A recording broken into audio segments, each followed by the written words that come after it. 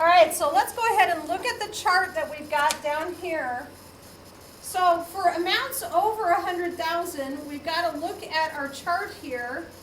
And we can see here, we know that he is at 147,000 because we have to add in that $50,000 contribution that he pulled out of his IRA prematurely. So here we're showing over 100,000 but not over 178. We're going to use this calculation. We take the 147,000 and we multiply it by 0.33. That gives us a total of $48,510. We then here it says subtract $10,635.50, and we find that he will be paying in extra taxes $37,000, $37,874.50, compared to the $21,539. So now let's go ahead and figure out the penalty that he's going to pay. So let me go ahead and erase this here. So far we know that he is paying the $37,874.50.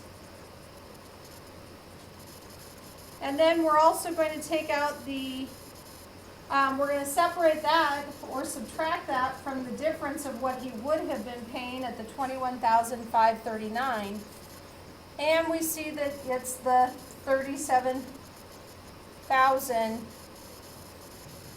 the 16,000. I apologize. $16,335.50. So that's how much more he's paying in taxes. Now in penalty, when someone takes out a IRA prematurely, they are penalized at 10%. So if we take 10% of the $50,000 that he pulled out, that's another $5,000. So when we take the the $16,335.50, and we add the $5,000, we see that he is going to pay in additional taxes $21,335.50.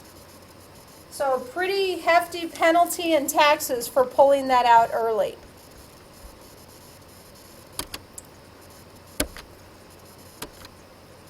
All right, for example 5. Actually, first, let's go ahead and do the you-do for example number 4. Please press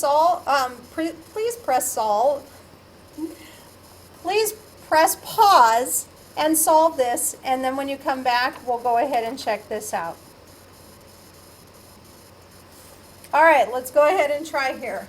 Now, we know that it's between 100,000 and 178,000, so we know that we're going to use the same calculations as we did before. And what we did before, let's go ahead and move back forward here. So we're looking at 33% of the dollars that was her taxable income plus the dollars that she withdrew from her IRA. So that was step 1. And then we subtracted the $10,635.50. And that's our equation. All right, now example 5. It says Leo makes $75,000 per year. His company offers a 401k retirement plan in which they match 50% of his contributions up to 6% of his salary. The company allows employees to make contributions up to a maximum of 15% of their salary. The maximum allowable contribution is $16,500. First question, how much should Leo contribute per month in order to maximize his employer's maximum or matching contribution? Well, first let's look at what his maximum is. The maximum he could contribute, we would take the $75,000 and we would multiply it by the 15%. And we would end up with $11,250. If we take that $11,250 and divide it by 12, which gets it to a month, we find that the maximum he can contribute into his IRA is $937.50 per month.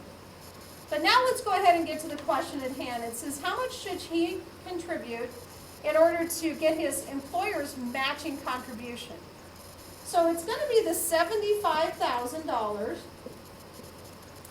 times 6%, because it's his 6%, the employer will match half the percentage, or 50% of that. So he's looking at 6% of the $75,000, which is $4,500. If we take that $4,500 and again divide it by 12, we find that in a given month he can give $375 a month to maximize that employer contribution. So his portion will be $375. At that point, the employer will take the $75,000 and they will contribute 50%, or 3%, for a total of $2,250. If we take the $2,250, that's the annual, and divide it by 12, we find that they will contribute $187.50 per month.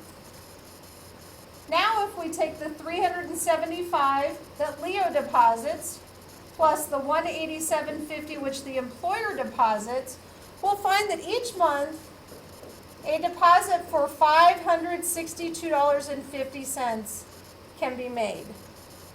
And further, if we take that $562.50 and we multiply it by 12, we will find that the annual contribution into Leo's account will be $6,750.